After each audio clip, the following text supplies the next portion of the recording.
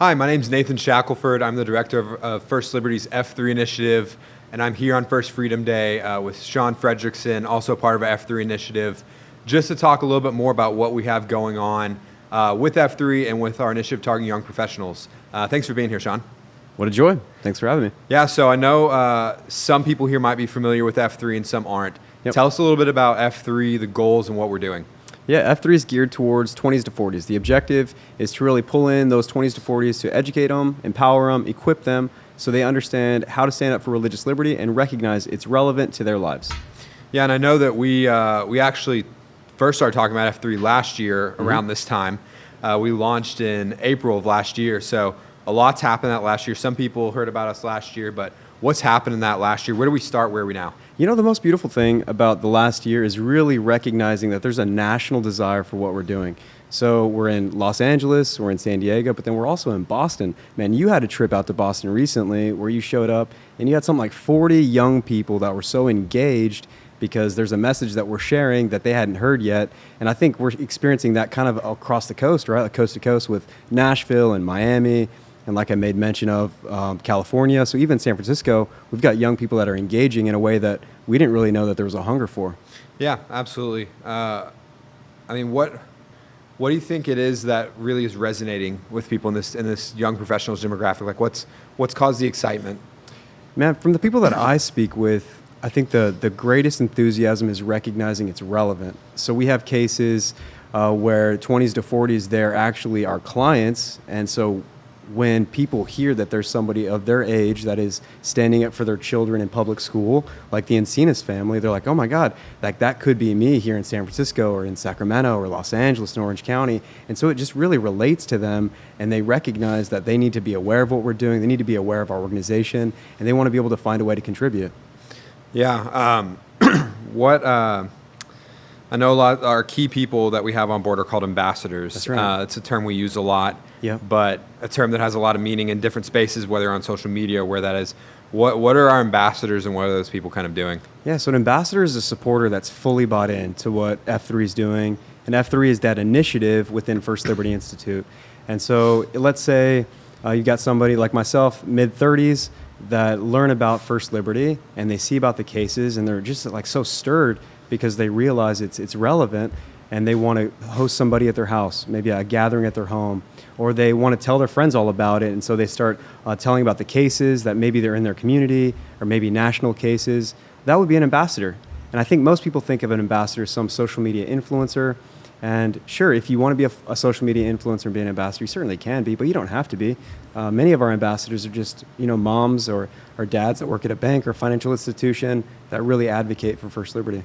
Yeah, and I think part of what we've seen throughout F3 and throughout what we've been doing is, if you look at what a lot of organizations do, they'll have stuff maybe for college-age students, or they'll maybe have stuff for people when they're later on in life, they're a little more established, but there's no one that's really done a whole lot to engage this young professionals group. But this is when people are having kids and families in the workplace. And I feel like there's been kind of a void in the space of, if you're a young professional, where can you get involved? What can you do? And I feel like this has kind of met that void for some people. Yeah, totally. It seems to me that people are finding a community as well with the ambassadors, where it's kind of nice to know that you've got somebody in New York or Boston or here in Texas that has the same spirit, in the sense of they want to do something, and then you can get on a Zoom call and have a conversation with them. How's it going in Nashville, and how's it going in San Diego? What's it look like over there? And that's been pretty cool too, seeing the ambassador community build up. Yeah, and I know one thing that a lot of people get worried about with young professionals is saying that, oh, well, I've so busy. I have so much that I have on my plate. I have kids. I have a family.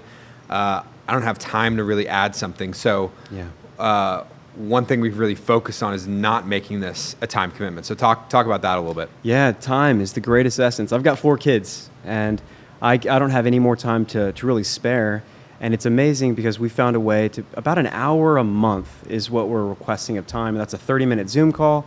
And then that's also opening it up if you want to be on another Zoom call, which would be one of the initiatives, which would be the activation teams, or you have the ability to specialize if you want to do social media or if you want to be helping with the case research stuff. you have the ability, but really we're talking about an hour, maybe a month, which doesn't take much time at all. I mean, you break that down, it could be a couple minutes a day. It's pretty cool. Yeah. I know that as we've been going, like you said, we've been going from coast to coast with this, from Boston all the way to San Diego. Where do you feel like we're gaining the most traction throughout the country? What types of places does this really seem to be resonating the most with? Man, it's major cities. It's amazing that people of faith in major cities are concerned about their rights. And so you talk about Chicago, New York, Boston, obviously. Coming into Sacramento, there's a number of people of faith that they've been looking for solutions. So I get in town, I start talking to people, and it's amazing. They just start connecting me with so many different people because they want an answer. They want information. They want to know what are our rights. Actually, I had a gathering just outside of Sacramento, and it was so cool. I had about 12 guys get together, and I was going through just the fundamental rights, like the First Amendment. What is the First Amendment? And they were so engaged because it's information they hadn't heard before, but it is stuff that we all ought to know if we're going to stand up for our rights. And I think recognizing that need and being able to fill that community with those resources has really been helpful. Yeah, I think going along with what you're saying, sometimes when you're in these bigger cities, you feel like your rights are more restricted. That's right. We see what's happening in a lot of these big cities throughout the country of this kind of restrictive type of feel. People feel like, I don't really know if I have rights, and if I do, I don't really know what my rights are. And so I feel like, like you're saying, a big focus for us is on those cities where people may not know what those rights are and kind of have a little bit of despair, but being able to come along them and say, hey, not only do you have rights, but there are other people that feel the same way as you. Because I think a lot of times in today's culture, people can feel isolated, and there's a lack of community kind of among young professionals. And so I feel like that's something that First Liberties and F3's been doing that's been a little different than how other groups have done some things. Yeah, totally. Because the religious liberty that we have in Cheyenne or Dallas or Nashville are the same that we have in Chicago and New York and Miami and Los Angeles. And I think a lot of those people that live in those big cities don't feel that way. And it's great to be able to go in there and remind them, hey, you have rights. And don't allow your rights to be taken from you. Yeah, and I know that today's culture, too, it can feel people want to get involved, but sometimes they don't want to get involved in something that's very political. They're worried about kind of the divisiveness of politics and all of that. And so one of the great things about First Liberty, too, is that since we're nonpartisan, if you care about your religious freedom, doesn't matter what side you're on, we'd love to have you. And so I think that that easy on-ramp for people of not being divisive, just, hey, if you care about your ability to exercise your faith, or if you're not a person of faith, but you agree that people should have the right to exercise their faith, if we can come around that together, regardless of what side of the aisle we're on, we can come together and bring change together. Absolutely, man. This is generational. So it's amazing when you're investing in First Liberty and supporting this organization, you're really investing in your kids and your grandchildren, because the fundamental freedom that we have is the foundation of religious liberty. And I think that a lot of those 20s to 40s, young parents like myself and yourself, we recognize, man, we got to take care of our kids, and that's what we're doing here. Yeah, I mean, I think one thing that's been cool about what we've seen is that as people become educated, they know more about their rights, but then they're also able to see things in their community that aren't right, including one of the things you were talking about earlier out of California. Tell the story real quick about the home event in California and how we got a case out of that and kind of what that case has done now for parental rights. Man, it was so special. So Nathan and I were in San Diego, and we're hosting a gathering of some friends, and there's a woman in the back that, as we're discussing the rights that we have for parents in public school, she starts to kind of cry and talk, and you see like there's a little stirring going on in the back. And so we address her and ask, what's going on? And she starts to share this story about how her son was given a book that they disagree with, My Shadow is Pink, and she starts to share the details of the book, and she realizes, like, I don't know what to do. I feel like this is an infringement of my rights.